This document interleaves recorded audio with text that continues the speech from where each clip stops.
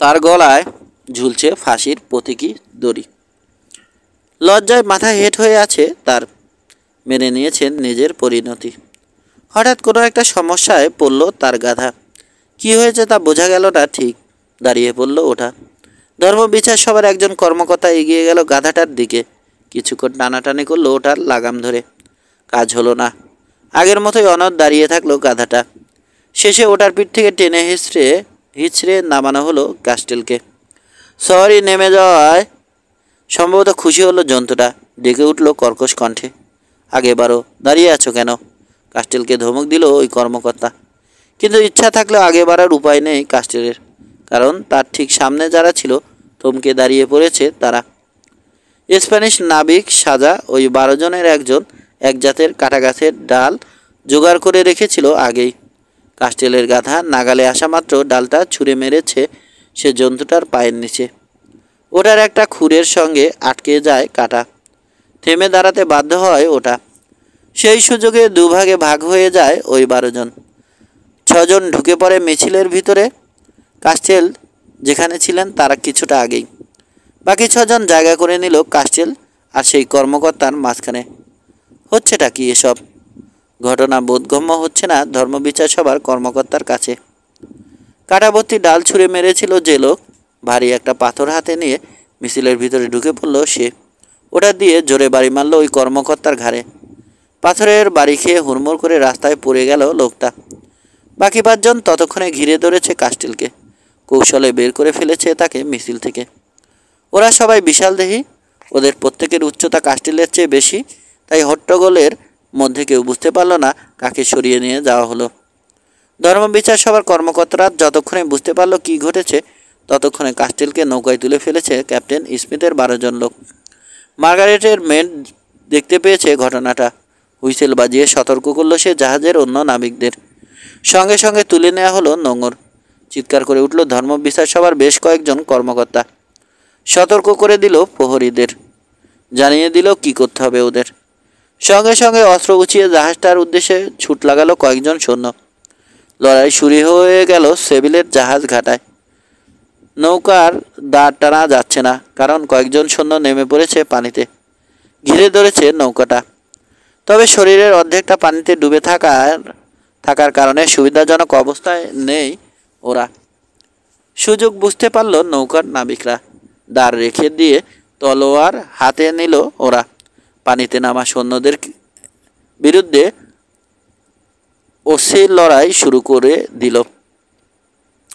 বীরের মতো একটা কাজ করতে গিয়ে বিপদে পড়েছেন ক্যাপ্টেন স্মিথ। নিজের লোকদের আগে ওঠার সুযোগ দিয়েছিলেন তিনি নৌকায়। নিজে তখন দাঁড়িয়েছিলেন জাহাজ ঘাটায়। তাকে একা পেয়ে ঘিরে ধরেছে 3 জন সৈন্য। তলোয়ার নিয়ে ঝাঁপিয়ে পড়েছে তার উপর। তিনিও তলোয়ার বের করেছেন। একাই লড়াই করছেন 3 শত্রুর বিরুদ্ধে। সুযোগ বোঝামাত্র জড়িয়ে ধরলেন তাদের একজনকে। তাকে নিয়ে ঝাঁপিয়ে পড়লেন পানিতে। খঞ্জর বের করলেন কোমরবন্ধনী থেকে। সেটা দিয়ে 2বার ঘাই মারলেন লোকটার পেটে। নিষ্ক্রিয় বসেছিলেন না কাস্টেল। হাতে দাঁড় তুলে নিয়েছেন তিনি। দাঁড় বেয়ে নৌকাটা নিয়ে এসেছেন জাহাজঘাটা থেকে দূরে। বুঝতে পারলেন ক্যাপ্টেন স্মিথ এখনও রয়ে গেছেন পানিতে, তাই দাঁড় টানা বন্ধ করলেন। লাঠির মতো করে ধরলেন বৈঠাটা। নাগালের মধ্যে যে কজন সৈন্যকে পাচ্ছেন তাদের মাথায় জোরে বাড়ি মারছেন বৈঠা দিয়ে। এমন সময় কে যেন আঁকড়ে ধরল নৌকার একটা প্রান্ত। চমকে উঠলেন কাস্টেল। আর একটু হলে বাড়ি মেরে বসেছিলেন লোকটার মাথায়। কিন্তু যখন দেখলেন লোকটা স্মিথ স্বয়ং সামলে নিলেন নিজেকে। ক্যাপ্টেনের উপস্থিতি টের পেয়ে লড়াই থামালো কয়েকজন নাবিক। তাকে টেনে হিঁচড়ে তুলে নিল নৌকায়।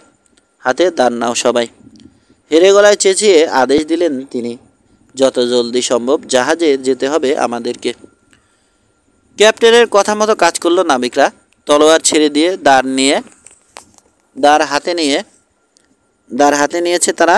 যার যার দাঁড় দিয়ে বাড়ি মেরে ঘায়েল করছে অথবা করার চেষ্টা করছে পানিতে নেমে পড়া সৈন্যদের। একটু ফুসরত পেলেই দাঁড় বাইছে। নৌকাটা নদীর আরও গভীরে চলে যাওয়ায় হাল ছেড়ে দিল সৈন্যরা। ওদের পক্ষে সাঁতার কাটতে কাটতে লড়াই করা সম্ভব না। ওরা শুধু নির্বাক দর্শক হয়ে তাকিয়ে রইল। 12 জন নাবিক একসঙ্গে দাঁড় বাইছে এখন। মাঝনদীতে হাজির হতে সময় লাগলো না নৌকাটার। ঘাড় ঘুরিয়ে তাকালেন কাস্টেল। জাহাজ ঘাটায় জড়ো হয়েছে ধর্মবিচার সবার সঙ্গে জড়িত অনেক লোক। নৌকা জোগাড় করার চেষ্টা করছে তারা। অতি সন্ন্যাসীতে গাজন সবসময় নষ্ট হয়। ধর্মবিচার সভার সদস্যদের বেলাতেও তাই ঘটল। একটা নৌকা ওরা জোগাড় করতে পারলো বটে, কিন্তু সেটাতে কার আগে কে চড়বে সে হুড়োহুড়ি করতে গিয়ে যথেষ্ট সময় নষ্ট হলো। ধাক্কাধাক্কি করে চড়তেও পারলো অনেকে, কিন্তু অতিরিক্ত যাত্রীতে বোঝাই হওয়ার কারণে উল্টে গেল নৌকাটা।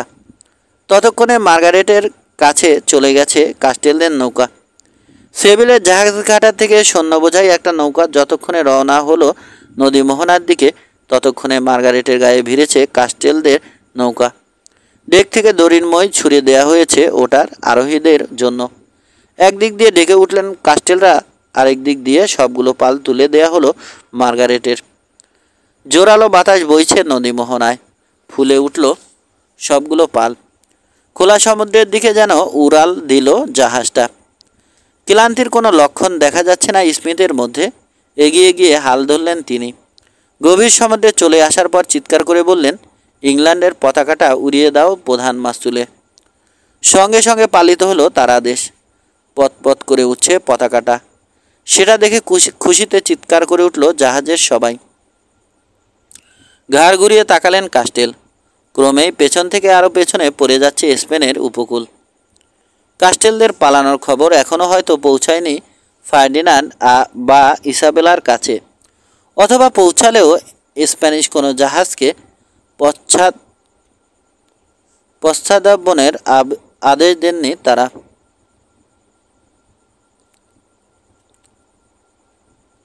তাই কোনো জাহাজ পিছু ধাওয়া করছে না সান্তা মারিয়ার। এবার সামনের দিকে তাকালেন তিনি। কল্পনার দৃষ্টিতে দেখতে পাচ্ছেন পরম অনাকাঙ্ক্ষিত ইংলিশ উপকূল। পরম আকাঙ্ক্ষিত ইংলিশ উপকূল। 10 বছর পর ডেডহ্যামের চমৎকার একটা উপত্যকায় গড়ে তোলা হয়েছে খুবই মনোরম একটা বাড়ি। শুরুতে লাল ইট ব্যবহার করা হয়েছিল বাড়ির গাঁথুনিতে। কালের সবলে সেগুলো বিবন্ন হয়ে গেলেও বাড়িটা সুন্দর আছে এখনও। ওই বাড়ির আঙিনা থেকে প্রধান সড়ক পর্যন্ত বানানো হয়েছে মসৃণ একটা রাস্তা। কোলচেস্টার হয়ে লন্ডনের দিকে চলে গেছে ওই রাস্তা। মে মাসের এক বিকেলে মসৃণ ওই রাস্তা ধরে হাঁটছেন বৃদ্ধ এক লোক। তার সব চুল পেকে সাদা হয়ে গেছে, তবে কালো 2 চোখের দৃষ্টি এখনও আগের মতো চঞ্চল। ফুটফুটে 3টা বাচ্চা আছে তার সঙ্গে। তাদের একজন 9 বছর বয়সী একটা ছেলে, অন্য 2জন ছোট্ট 2টো মেয়ে। শেষের 2জন প্রশ্ন বানে জর্জরিত করছে বৃদ্ধকে। আমরা কোথায় যাচ্ছি নানা? জানতে চাইল একটা মেয়ে। ক্যাপ্টেন স্মিথের সঙ্গে দেখা করতে, জবাব দিলেন বৃদ্ধ। ক্যাপ্টেন স্মিথকে আমার একটুও ভালো লাগে না, বলল অন্য মেয়েটা। তিনি খুব মোটা, আর কথাও তেমন একটা বলেন না। কিন্তু আমার ভালো লাগে, বলল ছেলেটা। আমাকে খুব সুন্দর একটা ছুরি দিয়েছেন তিনি। বলেছেন বড় হলে আমি যদি নাবিক হই তাহলে নাকি আমার কাজে লাগবে ওটা। বাবা মা দুজনেই পছন্দ করেন তাকে, নানাও করেন। স্প্যানিয়ার্ডরা আগুনে পুড়িয়ে মারতে চেয়েছিল নানাকে। ক্যাপ্টেন স্মিথ নিজের জীবনের ঝুঁকি নিয়ে বাঁচিয়েছেন তাকে। হাঁটতে হাঁটতে স্মিথের বাড়ির কাছাকাছি চলে এলেন জন কাস্টেল। ইতিমধ্যে একটা ঘেঁষো জমিতে একটা কাঠবিড়ালি দেখতে পেয়েছে 3 ভাই বোন।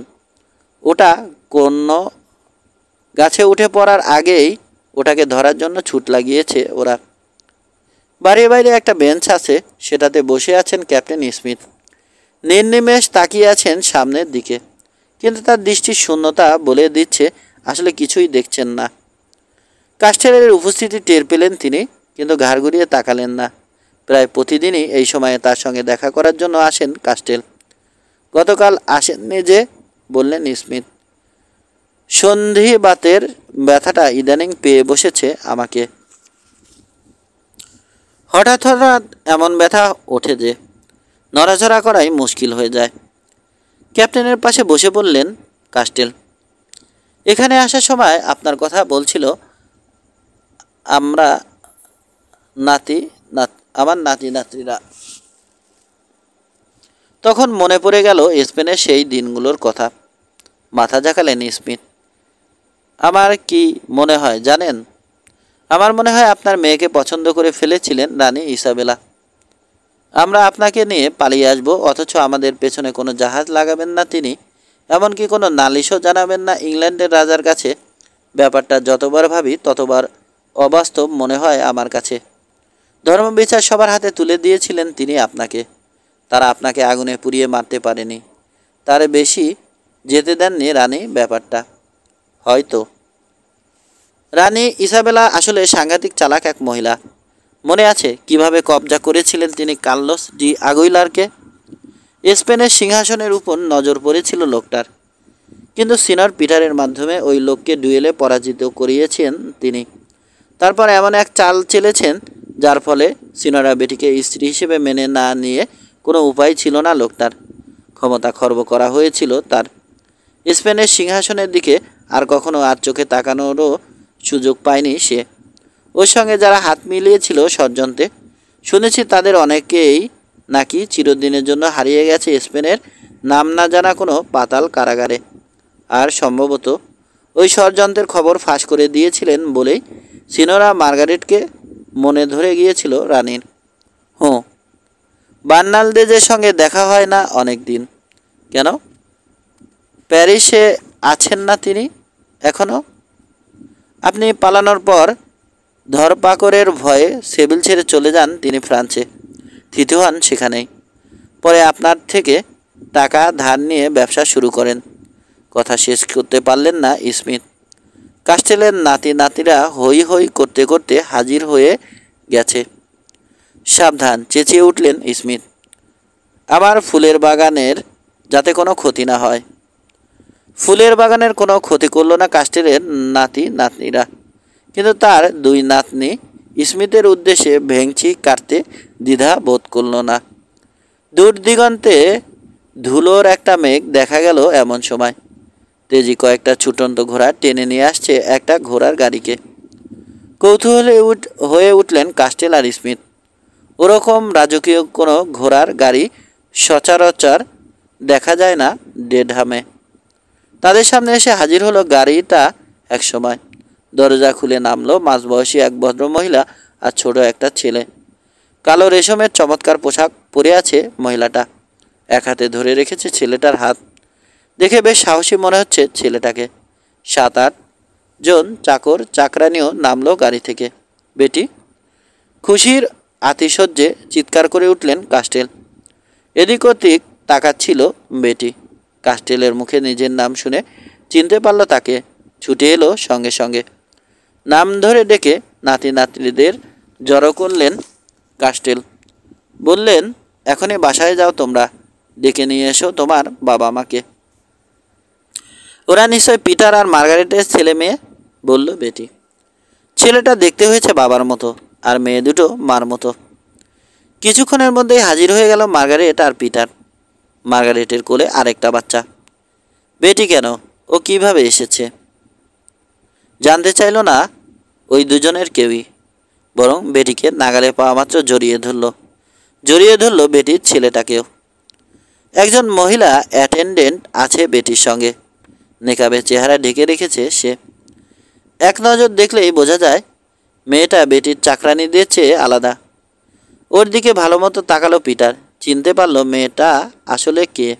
আইনেস। বলে উঠল পিটার, কেমন আছো তুমি? চেহারা ঢেকে রেখেছ কেন? আমার মতো গরিব আর কপাল পোড়া কেউ যে রকম থাকতে পারে। চেহারা থেকে নেকাব সরালো আইনেস। ফাদার হেনরিক্সের চিঠিটা নিয়ে সেই যে উধাও হলে তুমি, বলল পিটার। আজ এতদিন পর দেখা হলো তোমার সঙ্গে। গাঢ়াঘাত দিতে বাধ্য হয়েছিলাম আসলে। কি হয়েছিল? সিনিয়র কাস্টেল পালিয়ে আসার পর ধর্মবিচার সভার সিদ্ধান্ত অনুযায়ী কারাদণ্ড হয় ফাদারের, বলল আইনেস। কেউ জানে না কোন কারাগারে বন্দী হয়ে থেকে জীবনের শেষ দিনগুলো গুনেছেন তিনি। কেন? বলল পিটার। তাকে কারাদণ্ড দেওয়া হলো কেন? ধর্মবিচার সভার সিদ্ধান্ত অনুযায়ী যারা অপহরণ করেছিল সিনিয়র কাস্টেলকে, কাছে থাকার পরও তাদের কাউকে বাধা দিতে পারেননি তিনি। তার চেয়েও বড় কথা, তাকে দিয়ে যে চিঠি লিখিয়ে নিয়েছিলাম আমরা সিনিয়র কাস্টেল পালিয়ে আসার পর, সেটা হস্তগত করার জন্য পাগলপাড়া হয়ে যান তিনি। আমাকে খুঁজতে শুরু করেন। এমন সব জায়গায় যোগাযোগ করেন যেখানে যোগাযোগ করা মোটেও উচিত হয়নি তার। দুয়ে দুয়ে যোগ করে 4 মিলিয়ে নেয় ধর্ম বিচার সভা। আজীবন কারাদণ্ড দেয় তাকে। তিনি কি মারা গেছেন? না, তবে যে জায়গায় আছেন তিনি সেখানে থাকার চেয়ে মরে যাওয়াটা অনেক ভালো।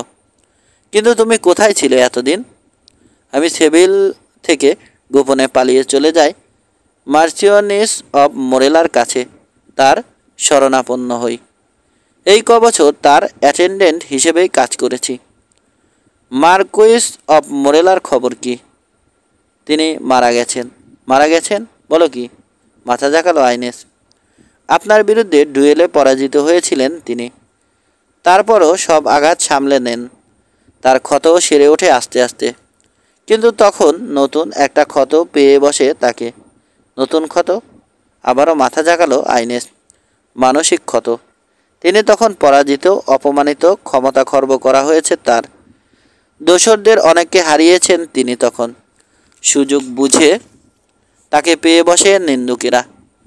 যাকে সরিয়ে দিয়ে স্পেনের সিংহাসন দখল করার দিবাস্বপ্ন দেখছিলেন তিনি, সেই রানী ইসাবেলাকে তার ধর্ম মাতা হিসেবে সম্বোধন করতে শুরু করে। কারণ সিনোরা বেটির সঙ্গে মোরেলার নকল বিয়েটা টিকিয়ে রাখার ব্যাপারে মধ্যস্থতা করেছিলেন ইসাবেলা।